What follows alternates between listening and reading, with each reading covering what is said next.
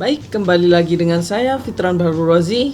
Kali ini saya akan mereview materi pertemuan ke-14 dari mata kuliah Pendidikan Kewarganegaraan, yaitu tentang ketahanan negara. Jadi secara etimologi, ketahanan negara atau ketahanan berasal dari kata tahan yang berarti tabah, kuat, dapat menguasai diri, gigih, dan tidak mengenal menyerah. Ketahanan memiliki makna mampu, tahan, dan kuat menghadapi segala bentuk tantangan dan ancaman yang berguna menjamin kelangsungan hidupnya. Sedangkan kata nasional berasal dari kata nation, itu bahasa Inggris ya, nation, yang berarti bangsa atau negara. Sebagai pengertian politik, bangsa dalam pengertian politik adalah persekutuan hidup dari orang-orang yang telah bernegara.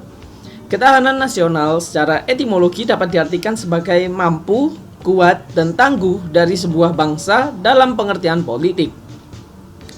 Secara historis, gagasan tentang ketahanan nasional bermula pada awal tahun 1960 di kalangan militer Angkatan Darat di SSKAD, yang sekarang bernama SESKOAD, menurut Sunardi tahun 1997.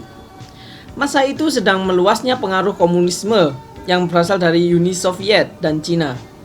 Pengaruh komunisme menjalar sampai kawasan Indochina, sehingga satu persatu kawasan Indochina menjadi negara komunis seperti Laos, Vietnam, dan Kamboja. Tahun 1960-an terjadi gerakan komunis di Filipina, Malaysia, Singapura, dan Thailand. Bahkan gerakan komunis Indonesia atau PKI mengadakan pemberontakan pada tanggal 30 September 1965. Namun akhirnya dapat diatasi oleh TNI atau Tentara Nasional Indonesia. Ketahanan nasional sebagai konsepsi adalah konsep khas bangsa Indonesia sebagai pedoman pengaturan penyelenggaraan bernegara dengan melandaskan pada ajaran Astagatra. Ketahanan nasional sebagai kondisi adalah kondisi dinamis bangsa Indonesia yang berisi keuletan dan daya tahan. Ketahanan nasional sebagai metode atau strategi adalah cara yang digunakan untuk menyelesaikan masalah dan ancaman kebangsaan melalui pendekatan Astagatra yang sifatnya integral komprehensif. Ketahanan nasional memiliki dimensi seperti ketahanan nasional ideologi, politik, dan budaya, serta konsep ketahanan berlapis dimulai dari ketahanan nasional diri, keluarga, wilayah, regional, dan nasional.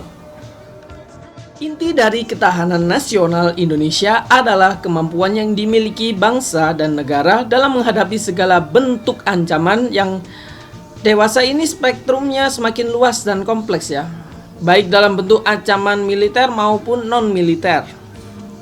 Kegiatan pembelaan negara pada dasarnya merupakan usaha dari warga negara untuk mewujudkan ketahanan nasional. Bela negara adalah sikap dan tindakan warga negara yang teratur, menyeluruh, terpadu, dan berlanjut yang dilandasi oleh kecintaan pada tanah air dan kesadaran hidup berbangsa dan bernegara. Bela negara mencakup bela negara secara fisik atau militer, dan bela negara secara non-fisik atau non-militer dari dalam maupun luar negeri. Setiap warga negara berhak dan wajib ikut serta dalam upaya bela negara.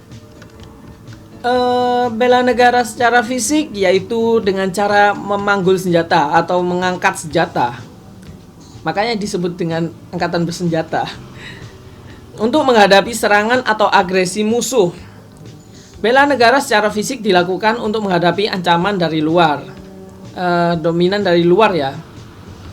Meskipun dari dalam juga ada, tapi dominan ancamannya dari luar untuk bela negara secara fisik ini. Sedangkan bela negara secara non fisik adalah segala upaya untuk mempertahankan negara kesatuan Republik Indonesia dengan cara meningkatkan kesadaran berbangsa dan bernegara, menanamkan kecintaan terhadap tanah air. Salah satunya diwujudkan dengan sadar dan taat membayar pajak, itu contohnya. Serta berperan aktif dalam memajukan bangsa dan bernegara, termasuk penanggulangan ancaman dan lain sebagainya. Belajar secara giat itu juga termasuk bela negara non-militer ya. Baik, sekian review materi ke-14 ini. Terima kasih sudah menonton video saya. Saya harap video ini dapat bermanfaat dan berguna bagi Anda yang menonton. Terima kasih dan sampai jumpa.